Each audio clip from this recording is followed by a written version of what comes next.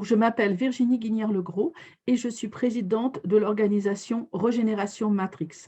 Régénération Matrix est un écosystème de vie positif pour des victimes de conflits armés et des victimes climatiques. Aujourd'hui, je lance un appel international à l'aide humanitaire et économique pour la zone autour d'Uvira et la ville d'Uvira. Uvira est une ville qui se situe en RDC et qui, depuis mars 2020, a subi 4 inondations majeures qui progressivement emportent des quartiers les uns après les autres. Ce qui veut dire que les habitants de ces quartiers, après l'inondation et pendant l'inondation, perdent tout. Ils ont perdu leur maison, ils ont perdu leurs moyens de subsistance, ils ont perdu des proches et ils se retrouvent sans plus rien. Régénération Matrix est sur le terrain depuis plus d'1 an, bien avant les inondations, car nous avons des projets en fait de reconstruction de la vie locale, reconstruction psychologique, reconstruction sanitaire, reconstruction urbaine, car il faut savoir que la ville d'Uvira, c'est une ville qui est composée principalement de personnes qui ont fui des conflits armés. Donc c'est une ville nouvelle, c'est un petit écosystème au milieu de zones de violence extrême où des gens se font décapiter, où des gens se font torturer, où des gens se font tuer simplement parce qu'ils ont un bétail et puis qu'il y a une bande armée qui a besoin de se nourrir, ou d'autres raisons diverses et variées. Il y a aussi du banditisme. Mais la ville d'Uvira est un petit peu protégée et c'est pour ça que tous ces gens se sont réfugiés dans la ville d'Uvira. Malheureusement, la ville d'Uvira est traversée par une rivière et cette rivière doit passer par un pont. Et malheureusement, ce pont, quand il y a les pluies intenses, comme on a eu encore cette nuit, la rivière devient, le lit de la rivière n'est plus est disproportionné par rapport au pont. Ce qui fait que ça fait une sorte d'effet Karcher, on dira. Et quand l'eau a passé le pont, la pression de l'eau est infiniment plus importante et s'en va détruire les quartiers de la ville. Cette nuit, nous avons eu le 4e épisode, je dirais, de destruction de quartiers de la ville. Je peux vous donner les noms des quartiers. Cette nuit, j'ai reçu un appel de mon collaborateur qui s'occupe des victimes là-bas et qui m'a indiqué que les quartiers qui sont ravagés sont Kavumvira, Kasanga, Kakombe et Rombe 1 et 2. Donc ces quartiers aujourd'hui soit sont carrément dans l'eau, soit n'existent plus. Voilà. Et ça, c'est la vague de cette nuit. La première vague a eu lieu en mars dernier, mars 2020, emportant les habitations de 1500 familles. La deuxième vague a emporté a doublé le nombre de familles en fait qui étaient, je dirais, démunies de tout du jour au lendemain. Et la troisième vague, c'était une toute petite vague, mais cette vague de cette nuit, elle est énorme. Et elle a touché Uvira et elle a touché des villes aussi aux alentours. Donc voilà, parce qu'il faut savoir que la rivière va se jeter dans le lac Tanganyika et que les berges de ce lac sont aussi fragiles et il est possible, mais ça c'est une supposition qui me vient de ma culture scientifique, je pense qu'il est possible que les berges soient affectées par la montée des eaux en fait de la mer, donc par capillarité. Mais ça, c'est une recherche scientifique qui serait aussi à mener. Donc, c'est aussi un appel à une recherche scientifique que je lance aujourd'hui. L'appel que je lance aujourd'hui, il est de plusieurs ordres. Nous avons besoin d'aide d'urgence, maintenant, humanitaire.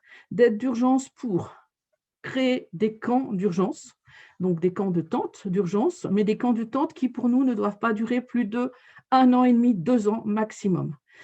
Pourquoi ? Parce que nous croyons que maintenir des camps d'urgence au-delà de 2 à 3 ans est extrêmement préjudiciable pour la population qui après n'a plus la motivation ni les outils pour aller de l'avant et se recréer une vie nouvelle.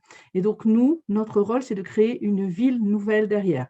Donc dans l'urgence, nous avons besoin d'un maximum d'organisations humanitaires qui viennent sur le terrain pour aider Alors, avant la nuit dernière, c'était 50 000 personnes qui n'avaient plus de logement.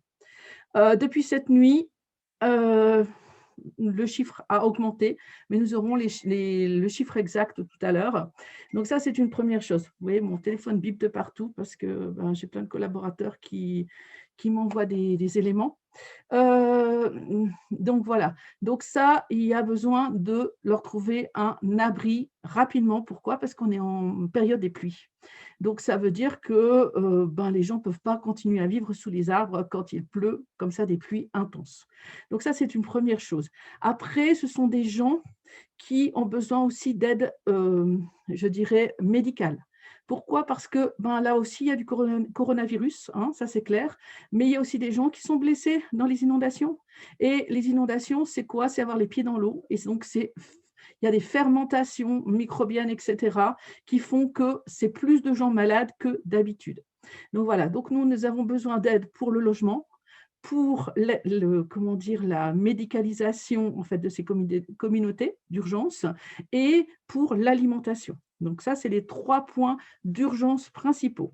Dans un deuxième temps, nous sommes en préparation donc d'un projet pour reloger ces gens rapidement. De la République démocratique du Congo nous a donné 3 terrains pour créer une ville nouvelle pour la première vague de réfugiés climatiques. Donc, on va se débrouiller avec nos terrains, qui sont quand même assez importants, pour pouvoir essayer de reloger tout le monde. Mais dans ce cas-là, nous devons lever des fonds pour pouvoir créer une ville nouvelle. Donc voilà, donc s'il y a des gens qui sont promoteurs immobiliers ou autres, sachez qu'à Uvira, il y a un projet immobilier qui va se faire où on doit reloger des gens, mais on doit recréer tout ce qu'il y a autour, ce qui fait fonctionner une ville, c'est-à-dire des hôtels, des commerces, voilà, il n'y a plus rien. Je veux dire, les réfugiés du Vira, alors ce sera sur des zones à côté du Vira, mais pas très loin du Vira, et je pense que peut-être, il y aura peut-être quelque chose à faire aussi avec Uvira, en tout cas au niveau peut-être du renforcement des berges, etc.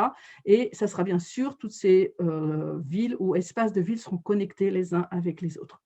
Voilà, je fais un appel ce matin, parce que voilà, ça fait beaucoup.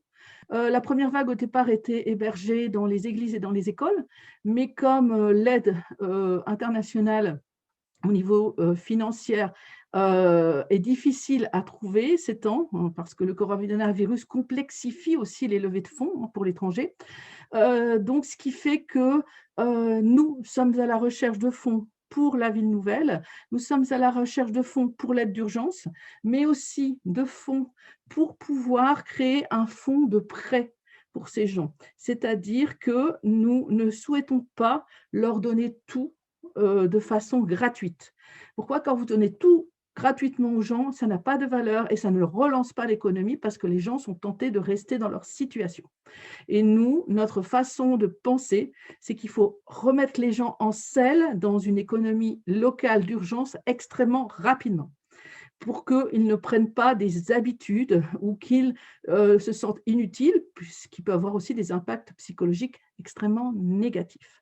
Voilà. Donc, nous avons un site internet qui s'appelle Uvira. Uvira, c'est donc UVIRA, .régénérationmatrix.org. Donc, si vous voulez avoir plus d'informations, vous pouvez aller sur notre site et nous contacter depuis notre site. Et si vous voulez nous aider, que ce soit financièrement ou que ce soit logistiquement sur le terrain, vous êtes les bienvenus, tout en sachant que nous souhaitons garder la coordination parce que derrière, ce n'est pas juste un camp d'urgence qu'on demande, c'est une création de ville nouvelle.